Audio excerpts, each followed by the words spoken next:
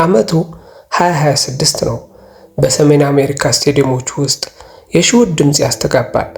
ነገር ግን በአንዱ ጥግ የዓለም እግር ኳስ ታሪክ ለዘላለም የሚያበቃበት ሰዓት ደርሰዋል። ያ የማይበገረው እንደ ብረት የጠነከረውና ለሁለት አስር ዓመታት የእግር ኳስ ንጉሥ ሆኖ የዘለቀው ክርስቲያኖ ሮናልዶ የመጨረሻውን የዓለም ዋንጫ ጨዋታ እያከናወነ ነው። ሮናልዶ በ41 ዓመቱ አሁንም በሜዳ ላይ አለ። አካሉ ቢዝልም ልቡ ግን አሁንም ለሀገሩ ፖርቹጋልና ለክብሩ ይመታል። ነገር ግን በዚህኛው ዓለም ዋንጫ አንድ የሚሰብር እውነት ታየ። ሮናልዶ ሜዳው ላይ ብቸኛ ሆኗል። እንደ ድሮ ኳስ የሚያቀብሉት የእርሱን ፍጥነት ተረድተው የሚሮጡ የቡድን አጋሮቹ ቁጥራቸውን እየቀነሰ መጥቷል። በሜዳው ላይ ሮናልዶ ሲሮጥ፣ ሲታገልና ለአሸናፊነት ሲጮህ ይታያል። ነገር ግን የቡድን አጋሮቹ ድጋፍ እንደ ቀድሞ አይደለም። አንዳንዶቹ በሱ ጥላ ስር መሆን የሰለቻቸው ይመስላል። ሌሎቹ ደግሞ የእርሱ ታሪክ ታላቅነት ለመሸከም አቅም የሌላቸው መሰሉ። ያ የቡድን ስምምነት ጠፍቷል። ሮናልዶ ኳስ ፍለጋ ወደ ኋላ ይመለሳል፣ ለተከላካዮች መምሪያ ይሰጣል። ነገር ግን ምላሹ ዝምታና ግራ መጋባት ብቻ ሆነ። የሩብ ፍጻሜው ጨዋታ ሊጠናቀቅ ጥቂት ደቂቃዎች ሲቀሩ ሮናልዶ የመጨረሻው ሙከራውን አደረገ። ኳሷ ግቡን ስታሳስት በፊቱ ላይ የሚታየው ብስጭት ሳይሆን ትልቅ ሐዘን ነበር።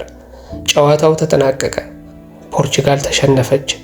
የመጨረሻውን ፍሽካ ሲነፋ መላው ዓለም ዝም አለ። ሮናልዶ ተንበርክኮ ሳሩን ሳመ። የቡድን አጋሮቹ እርስ በርሳቸውን ሲነጋገሩ፣ እሱን ግን ማንንም ሊያጽናናው አልቀረበም። እርሱ ለሀገሩ ሁሉንም ሰጥቷል። ሀገሩ ግን በመጨረሻው ሰዓት ብቻውን የተወቹ መሰለ።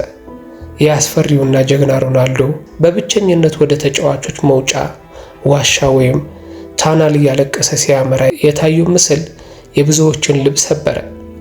ነገር ግን የሮናልዶ ታሪክ እዚያ አያበቃም። ጀግንነት የሚለካው በዋንጫ ብዛት ብቻ አይደለም።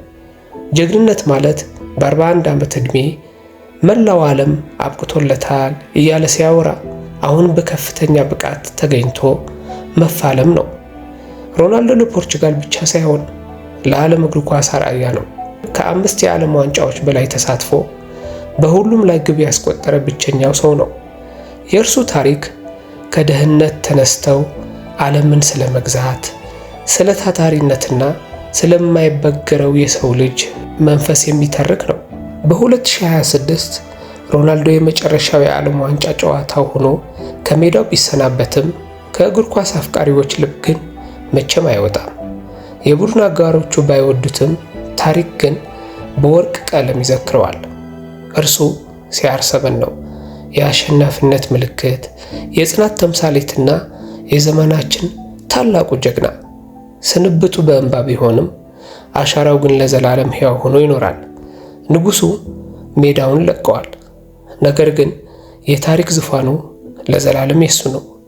ደጋፊዎቹም የ1000 የጎል ሪከርዱን ለማየት በመጓጓት ጉዞ ወደ አልናስር ክለብ ጨዋታ በማለት ተሰናብተዋል።